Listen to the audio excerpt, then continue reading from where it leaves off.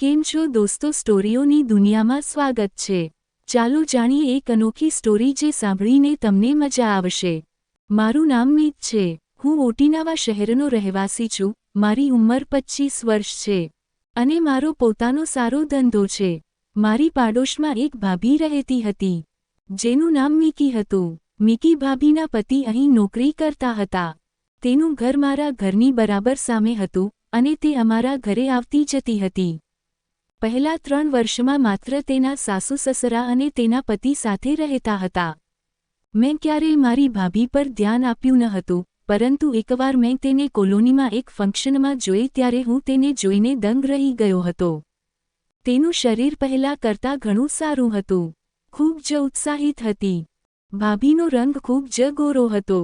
મને ભાભી સાથે ક્રિકેટ રમવાનું મન થતું અને તેમનું શરીર પણ એક નંબર છે। હવે હું ઘરે આવતી વખતે ભાભીને જોવા લાગ્યો અને મને ખબર નથી કે શા માટે મેં તેમના પર વધુ ધ્યાન આપવાનું શરૂ કર્યું।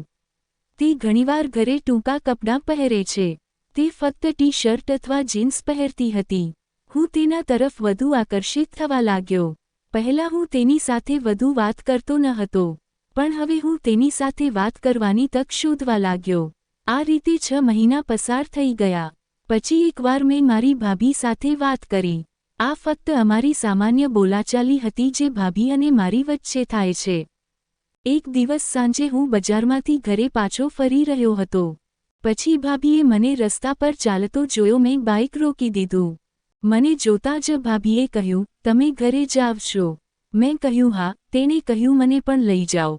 હું તેણીને હા કહી, તેની પાછળ બેઠી અને હું ચાલવા લાગ્યો। તે મને બથ ભરીને બેસી ગઈ। રસ્તામાં એક સ્પીડ બ્રેકર આવ્યું, તેથી મેં ગાડીની ગતિ ધીમી કરી। બાઇક લઈને તેને સરળતાથી બહાર કાઢ્યું, પણ છતાં ભાભી થોડી આગળ વધી જેના કારણે તેના નારંગીનો કાંટો મારી પીઠને થોડીક સેકન્ડ મને વાગી ગયો।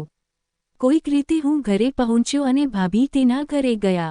મેં મારી ભાભી સાથે એક વિડિયો શેર કર્યો જેમાં હું ભાભીની મજાક ઉડાવી રહ્યો હતો, એટલે કે ભાભીને મજાકમાં કંઈક બોલ્યા પછી વિડિયોમાં મેં ભાભી પાસેથી કસ લીધું।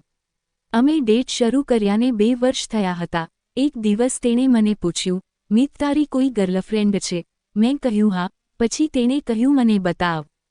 મેં તેને તેના અને મારા કેટલાક ચિત્રો બતાવવાનું શરૂ કર્યું। તે અચાનક ચોંકી ગઈ અને કહ્યું, "તું પણ આ બધું કરે છે?"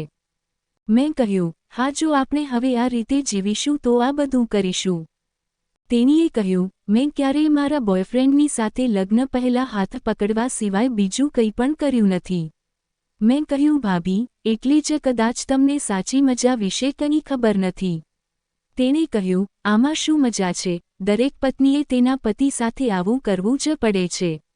હું સમજી ગયો કે પરિણીત હોવા છતાં તેને ક્યારેય સાચું સુખ નથી મળ્યું। મેં કહ્યું, "ભાભી, તમે એક બોયફ્રેન્ડ બનાવી લો જેથી તમને આ ખુશી મળે."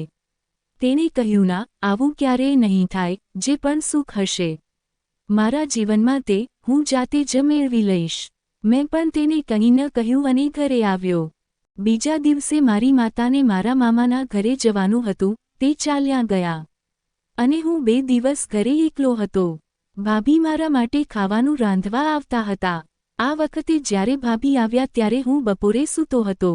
તેણે દરવાજો ખખડાવ્યો અને હું તે સમયે ચડો પહેરીને સૂતો હતો। તેમજ હું ગેટ ખોલવા ગયો ત્યારે જોયું કે મારી સામે ભાભી હતી। ભાભીએ કહ્યું, "તને શરમ નથી આવતી? તું કેવી રીતે ફરે છે?" તે શરમાઈને રસોડામાં ભોજન બનાવવા ગઈ। હું જઈને તેની પાસે ઊભો રહ્યો। તેણે કહ્યું, "મિત, તું કપડાં પહેરીને આવજે." તેણે ગુસ્સાથી મારી સામે જોયું અને કહ્યું, "હું તારા ભાઈને આજે ફોન પર કહીશ." મેં તેને સોરી કહ્યું અને એ પણ કહ્યું, "ભાભી, 3 વર્ષ થઈ ગયા। હું તમારી સાથે એક માંગુ છું। તમે જે કહો તે હું કરવા તૈયાર છું, પ્લીઝ." તેણે મને થપ્પડ મારી અને હું ડરી ગયો કે જો ભાભી મને તેના ઘરે આ બધું કહેશે તો મારી ઇજ્જત બગડી જશે, પણ તેણે કશું કહ્યું નહીં અને તે પણ રાત્રે જમવાનું બનાવવા આવી હતી। આ વખતે હું કંઈ ન બોલ્યો, પણ જતી વખતે મેં કહ્યું, "ભાભી, કંઈક કહો." તેણીએ કહ્યું કે હું પરિણીત છું, હું મારા પતિની છું। મેં કહ્યું કે હું તમારા પતિને છીનવી રહ્યો નથી, મારે ફક્ત તમારી સાથે એકવાર ક્રિકેટ રમવું છે। મેં તેણીને ખૂબ સમજાવવાનો પ્રયત્ન કર્યો, આખરે તેણીએ સંમતિ આપી અને કહ્યું, પહેલાં મેં વચન આપ્યું હતું. ખાતરી કરો કે તમે આ બધું કોઈને નહીં કહેશો. મેં કહ્યું, ભાભી કસમ, આ બાબત તમારી અને મારી વચ્ચે જ રહેશે. તેણે કાંઈ કહ્યું કે તરત મને મારા ભાઈનો ફોન આવ્યો. તેની સાથે વાત કર્યા પછી તેણે મને કહ્યું, હવે હું નીકળીશ, સવારે આવીશ. મેં કહ્યું, સવાર સુધી કેવી રીતે, હું રાહ જોઈશ. ભાભી મારા ગાલ પર થપ્પડ મારી અને હસતા હસતા ચાલ્યા ગયા. હવે હું સવારની રાહ જોઈ રહ્યો હતો. કોઈક રીતે રાત વીતી ગઈ અને 8 વાગે ભાભી આવી. તે આવતાની સાથે જ મેં તેનું સ્વાગત કર્યું. તે આવતાની સાથે જ તેણે કહ્યું, મેં ઘણું વિચાર્યું છે, આ ખોટું છે, પણ તેમ છતાં આ બધું અમારી વચ્ચે એક જ વાર થશે. મારી ખુશીનો કોઈ પાર નહોતો. મેં તેને કડી લીધી અને તેને કેપી ભરવા લાગ્યો. તે લગભગ 1 કલાક સુધી મારા વાળમાં હાથ ફેરવતી રહી. અમારી વચ્ચે ઘણી બોલાચાલી થઈ અને અમારી મેચ ચાલુ રહી. અમે ઘણા સુખમાં હતા. થોડીવાર પછી ભાભી ઊભા થયા અને તેના ઘરે જવાનું હતું. મેં ભાભીને પૂછ્યું, તમે ફરીથી મળશો કે આજે પહેલી અને છેલ્લી મેચ હતી? તેણે કહ્યું, તમે મને પહેલીવાર આટલો આનંદ આપ્યો છે.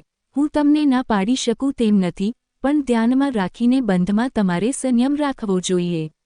જ્યારે સારી તક હશે ત્યારે મારે તે કરવું પડશે. મને લાગ્યું કે તેણીએ જે કહ્યું તે બિલકુલ સાચું છે. મહિનામાં 1 વાર અમારી અને તેની વચ્ચે એક કાર્યક્રમનું આયોજન કરવામાં આવે છે. મારા હૃદયમાં ભાભી હજી સૌથી નજીક છે. હવે હું ભાભીને દિલથી પ્રેમ કરું છું.